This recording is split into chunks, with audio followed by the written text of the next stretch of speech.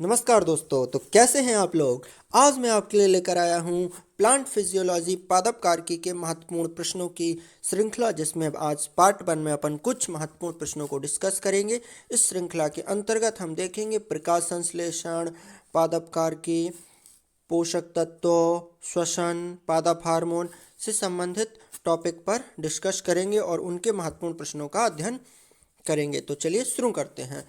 अगर आप हमारे काम को सपोर्ट करना चाहते हैं और हमें प्रमोट करना चाहते हैं तो कृपया चैनल को सब्सक्राइब कर लीजिएगा और वीडियो को शेयर भी कीजिएगा। तो चलिए शुरू करते हैं। पहले क्वेश्चन में आपसे पूछ रहे हैं कि परासरण की परिभाषा क्या है। तो चलिए अपन समझ लेते हैं एक तरफ से परासरण होता क्या है। परासरण कुछ नहीं है, जब कोई विलयन के बीच में एक अर्धपारगम झिल्ली हो या कोई बैरियर हो। विलयन क्या होता है? विलयन में दो चीज़ें होती है, एक होता है आपका विलेय और दूसरा होता है आपका विलायक।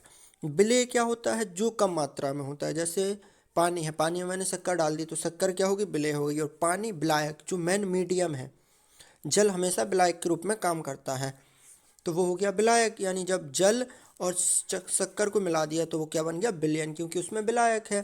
तो विलायक की मात्रा हमेशा विलेय की मात्रा हमेशा कम होती है, तो वो होता है आपका विलयन। अब जब दो विलयनों को आपस में एक अर्धपारगम झिल्ली से सेपरेट कर दिया जाता है, तो एक विलयन आपका ए है, दूसरा विलयन आपका बी है, तो यहाँ पे क्या होता है? वो होने लगता है, एक मूवमेंट होने लगती है। इसी को आप परासरण कहते हैं। परासरण में होता क्या है? कम सांद्रता से अधिक सांद्रता की ओर विलायक के अणु, विलेय के नहीं, विलायक यानी सिर्फ विलायक, जो मीडियम है, जो आपका सॉल्वेंट है, उसी के कण एक माध्यम से दूसरे माध्यम में जाने लगते हैं। और सांद्रता क्या होती है? एक होती है आपकी कम सांद्रता, एक अधिक सांद्रता। मतलब एक तनु विलयन होता है, एक सांद्र विलयन होता है। तनु मतलब उसमें विलायक के कण ज़्यादा हैं और विलेय के कण कम है, यानी वो आपका क्या हो गया? वो कम सांद्र विलयन हो गया। क्योंकि कम सांद्र क्यों है? सांद्रता उसकी हमेशा विलेय से देखी जाएगी, तो विलेय कम है यानी सांद्रता कम है, और अगर विलेय ज़्यादा है तो सांद्रता कम हो जाएगी। आई होप आपको समझ में आ रहा होगा, कंफ्यूज होने की कोई बात नहीं है, सब कुछ एकदम क्लियर है। परासरण में क्या होता है? एक अर्धपारगम झिल्ली के द्वारा जब दो विलयनों को एक दूसरे से अलग रखा जाता है तो कम सांद्रता वाले विलयन से अधिक सांद्रता वाले विलयन की ओर क्या होता है? जल का प्रवाह होता है, स्वतः होता है, इसमें कोई एनर्जी खर्च नहीं होती है। तो इसी को कहते हैं आपका परासरण।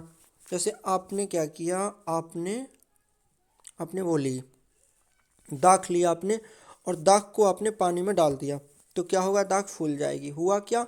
दाख में जल के अणु अंदर चले गए। दाख क्या थी? अधिक सांद्रता थी, और जिस माध्यम में उसको रखा गया वो ज़्यादा, वो कम सांद्र था, तो कम सांद्र से अधिक सांद्र की ओर जल के अणु उसमें चले गए, इसलिए वो फूल गई। तो ये होती है आपका परासरण।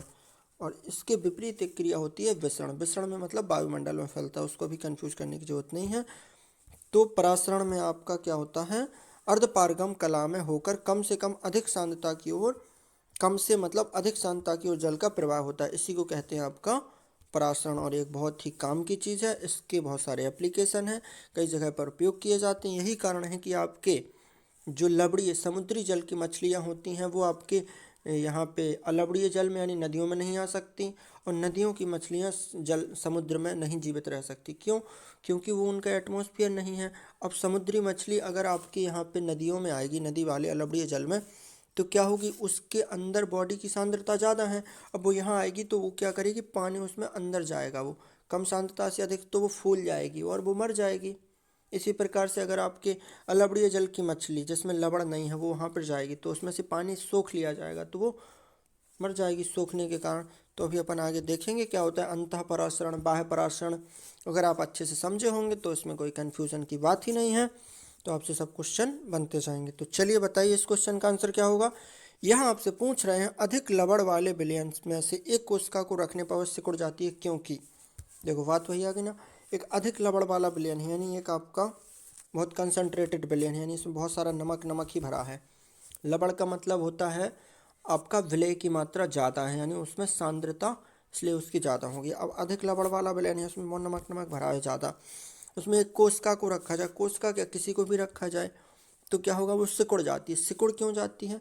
क्योंकि जैसे ये कोशिका है, इसमें अब होगा क्या? आपका बाहर की सांद्रता क्या है? ज़्यादा है, और अंदर की सांद्रता कम है। परासरण क्रिया शुरू हो जाएगी, अंदर से जल बाहर निकलने लगेगा, यानी जो एक कोशिका है, सेल है, कुछ भी है, उसमें से जल बाहर निकलने लगेगा तो सिकुड़ जाएगी। तो जल के बाहर निकलने की क्रिया को क्या कहते हैं? बाह्य परासरण। जब किसी कोशिका को अधिक सांद्र विलयन में रखा जाता है तो उसमें से जल बाहर निकलने लगता है और इस क्रिया को कहते हैं बाह्य परासरण। जब जल बाहर निकले तो बाह्य परासरण, जब जल अंदर जाए तो अंतः परासरण। और जब जल बाहर निकलेगा तो क्या करेगा? सिकुड़ जाएगी कोशिका, और जब उस जल उसमें अंदर जाएगा तो फूल जाएगी। तो सब कुछ सिंपल है, कोई ज़्यादा रॉकेट साइंस नहीं है, अच्छे से समझते हैं। अब इसी को बोलते हैं आपका हाइपोटोनिक, हाइपरटोनिक और आइसोटोनिक। देखो, हाइपरटोनिक का मतलब होता है अति परासारी विलयन। चलिए देखते हैं, मैं आपको एक एक चीज़ समझाने की कोशिश कर रहा हूँ। हाइपोटोनिक, हाइपरटोनिक, आइसोटोनिक, क्वेश्चन बाद में देखते हैं, पहले इन टर्म को समझते हैं। हाइपोटोनिक होता है आपका अल्प परासारी विलयन, हाइपरटोनिक होता है अति परासारी विलयन, और आइसोटोनिक होता है आपका समपरासारी विलयन। देखिए, अब होता क्या है, आपने 3 प्रकार के लवण विलयन लिए, एक कोशिका इसमें रखी, एक इसमें रखी, एक इसमें रखी। ये आपका क्या है? अति परासारी विलयन है, यानी इसकी हाइपरटोनिक, यानी यहाँ पे कंसंट्रेशन ज़्यादा है। हाइपरटोनिक है, अति परासारी मतलब हाइपरटोनिक है। ये आपका हाइपरटोनिक हो गया, ये आपका हाइपोटोनिक हो गया, ये वाला आपका अल्परासारी हो गया, ये आपका संपरासारी होगा। अब कोशिका सभी में रख दी, तो अब आपका जो हाइपरटोनिक यानी जो अति परासारी है, यहाँ पे बाहर की सांद्रता ज़्यादा है और यहाँ की सांद्रता कम है, क्योंकि ये कोशिका है। तो क्या होगा? उसमें से जल बाहर निकलने लगेगा, यहाँ पे क्या होगा? बाह्य परासरण होगा। यानी हाइपरटोनिक सॉल्यूशन में जब किसी कोशिका को रखा जाता है तो क्या होता है? बाह्य परासरण होता है, क्योंकि कम सांद्रता से अधिक सांद्रता की ओर परासरण की क्रिया प्रारंभ हो जाती है। तो इसमें से क्या हो जाएगा? जल निकल जाएगा। यही क्रिया आप इस टाइप से देख सकते हैं कि आपकी जो दाग हैगी, अगर आप उसको अल्प परासारी विलयन यानी जैसे इसमें डालेंगे तो क्या हो जाएगी? फूल जाएगी। लेकिन अब आप उसको अति परासारी विलयन जो ज़्यादा कंसनट्रेटेड है उसमें डालेंगे नमक के सॉल्यूशन में, तो क्या हो जाएगी? सिकुड़ जाएगी वो। आप प्रैक्टिकल करके देख भी सकते हैं। लेकिन समपरासारी विलयन में डालेंगे, ये आपका समपरासारी विलयन, तो उसमें ना सिकुड़ेगी ना फूलेगी। तो यही सब चीज़ें हैं, बस इन्हीं को समझना है और आप सभी क्वेश्चनों को अच्छे से कर पाएंगे। ये अपन देख रहे हैं पादपों में जल परिवहन में इन सब चीज़ों का उपयोग किया जाता है। सेलुलर लेवल पर हाई डिस्टेंस तक जल का परिवहन होता है, कोशिकीय लेवल पर इन चीज़ों का अध्ययन करते हैं। तो ये आपको पता होना चाहिए। यहाँ पे क्वेश्चन क्या पूछ रहे हैं? यदि एक कोशिका आकार में न्यूनीकृत होती है, अब देखो आकार में न्यूनीकृत होती है जब एक प्लेयर में रखी जाती है, आकार में न्यूनीकृत होती है मतलब सिकुड़ती है। कब सिकुड़ेगी? जब उसको रखा जाएगा आपका हाइपरटोनिक सॉल्यूशन में। अति परासारी विलयन में डाल दिया आपने, आप ऐसे याद कर सकते हैं, अति परासारी मतलब नमक, नमक के पानी में डाल दिया आपने किसको? दाग को, तो क्या करेगी? वो सिकुड़ जाएगी। लेकिन हाइपोटोनिक मतलब अल्प परासारी, अगर उसमें डाल दिया आपने तो क्या करेगी? फूल जाएगी। तो यहाँ से आप अगर न्यूनीकृत हो रही है मतलब हाइपरटोनिक सॉल्यूशन में डाला गया है, तो ये आपका सही आंसर हो जाएगा। चीज़ों को रिलेट करिए और वहाँ से आप चीज़ों को याद रख सकते हैं लंबे समय तक। एक कोशिका आयतन में बढ़ती है जब यह रखी जाती है। देखो वही बात आ गई, एक कोशिका आयतन में बढ़ती है मतलब फूलती है। कब फूलेगी? जब उसको जल में डाला जाएगा, मतलब उसको अल्प परासारी विलयन में डाला जाएगा। हो गया आपका answer, C is the right answer of this question. तो इस टाइप से आप क्वेश्चनों को फोड़ सकते हैं। ठीक, तो जब कोशिका को अगर वो सिकुड़ती है तो यानी उसको अति परासारी विलयन में डाला गया, हाइपरटोनिक में। और जब वो फूलती है तो उसको डाला गया अल्प परासारी यानी हाइपोटोनिक में। और जब ना फूले ना सिकुड़े मतलब उसका समान है तो उसको बोलते हैं समपरासारी विलयन, आइसोटोनिक सॉल्यूशन। यही 2-4 टर्म हैं जिनको याद रखना है। बीज फूलते हैं जब जल में रखे जाते हैं, एक अलग क्रिया है। बीज क्यों फूलते हैं? तो बीज में वो तो हो नहीं रहा है कुछ, बीज फूलते हैं आपके अंतः शोषण के कारण, जिसको इंग्लिश में बोलते हैं इम्बिएशन। अगर आप 9th-10th में अच्छे से पढ़े होंगे तो आपको याद होगा, 12th में भी 10th में भी ये चीज़ें हैं। तो बीज फूलते हैं जब जल में रखे जाते हैं। तो बीज हैं या आपके लकड़ी के दरवाजे बरसात में फूल जाते हैं, तो आपकी ये अंतःपरासरण की क्रिया होती है। जब कोई ठोस सतह जल को अपने अंदर अवशोषित कर लेती है, जल उसमें भर जाता है, जल के कण उसको सोख लेते हैं, तो अंतः शोषण की क्रिया कहलाती है। दरवाजे वगैरह, लकड़ी के दरवाजे बरसात में फूल जाते हैं, बीज फूल जाते हैं, तो वो सब होता है अंतःपरासरण के कारण। ये आपके इम्पोर्टेंट टर्म्स हैं। वो देखो वही क्वेश्चन आ गया, लकड़ी के बने दरवाजे वर्षा ऋतु में फूलना होता है, किस कारण? अंतः शोषण के कारण। यही बात मैं बता रहा था। देखिए यहाँ पे आपका आंसर क्या हो जाएगा, अंतः शोषण के कारण। लकड़ी के बने दरवाजे वर्षा ऋतु में किसके कारण फूल जाते हैं? अंतः शोषण के कारण फूल जाते हैं। चलिए आगे बढ़ते हैं। उर्वरकों का अतिरिक्त मात्रा में प्रयोग पौधों की मृत्यु का कारण बनता है। देखिए उर्वरकों का जब अधिक मात्रा में उपयोग करेंगे आप पौधों में, तो क्या होगा, वहाँ पे एक लेयर बन जाती है, मिट्टी में एक परत बन जाती है, किसकी? लवण की, जो मिट्टी में पानी को सोखने में बाधा पहुंचाती है।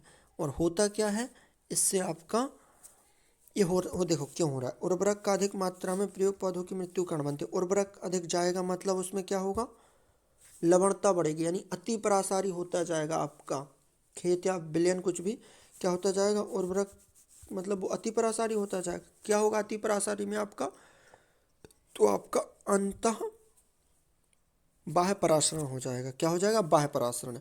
बाह्य परासरण मतलब उसमें से जल बाहर निकल जाएगा। अति परासारी विलयन में क्या होता है, जल बाहर निकलता है जिसको बोलते हैं बाह्य परासरण, और जल अगर अंदर जाता है तो बोलते हैं उसको अंतः परासरण। आई होप आपको समझ में आ रहा होगा। पौधों में जल का परिवहन होता है, ये तो सबको पता है, कई बार पूछा जा चुका है। पौधों में जल का परिवहन होता है जाइलम के द्वारा, और भोजन का परिवहन होता है फ्लोएम के द्वारा। तो यहाँ पे आपका आंसर क्या हो जाएगा, जाइलम। नेक्स्ट क्वेश्चन पर बढ़ते हैं। भूमि में पौधों की जड़ों के लिए उपलब्ध जल होता है। भूमि में पौधों की जड़ों के लिए उपलब्ध जल होता है। तो भूमि में जो पौधों को जल प्राप्त हो रहा है वो क्या है, उसको कोशिकीय जल या केशिकीय जल बोलते हैं, कैपिलरी वाटर। तो यहाँ पे आपका आंसर क्या हो जाएगा, ए, कैपिलरी वाटर। तो ये तो वीडियो का फर्स्ट पार्ट था जिसमें आपने कुछ इंपॉर्टेंट टर्म्स को समझा है। वीडियो के सेकंड पार्ट में हम देखेंगे और इम्पोर्टेंट क्वेश्चंस।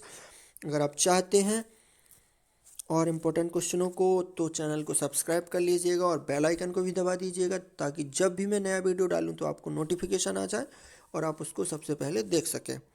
यहाँ पे इस लास्ट क्वेश्चन को आपको करना है और इसका आंसर मैं ही बता देता हूँ। पौधों की वृद्धि के लिए कितने आवश्यक तत्वों की ज़रूरत होती है? देखो यहाँ भी आपको एक अच्छा सा कॉन्सेप्ट सीखने को मिलेगा। देखो पौधों की वृद्धि के लिए 17 तत्वों की आवश्यकता होती है, जिसमें कुछ होते हैं आपके दीर्घ पोषक तत्व, तो कुछ होते हैं लघु यानी मैक्रोन्यूट्रिएंट्स और माइक्रोन्यूट्रिएंट्स। मैक्रो जिनको पौधों की ज़्यादा ज़रूरत होती है, या जो है उनकी जो अवयवी घटक है, जैसे एक पौधा बना है तो उसमें तत्वों से मिलकर ही तो बना है। मानव शरीर सब कुछ तत्वों से मिलकर बना है, तत्व से बनते हैं, फिर आपके अणु परमाणु, फिर यौगिक बनते हैं, फिर उससे और बड़े बड़े यौगिक बनते हैं, जटिल यौगिक, और फिर इस टाइप से आपकी ह्यूमन बॉडी की संरचना बनती है। उसी प्रकार पेड़ पौधों में होता है। तो पेड़ पौधों को 17 पोषक तत्वों की आवश्यकता होती है, जिसमें से आपसे कभी कभी पूछ लिया जाता है इनमें से कौन सा दीर्घ पोषक तत्व है, कौन सा दीर्घ पोषक तत्व नहीं है।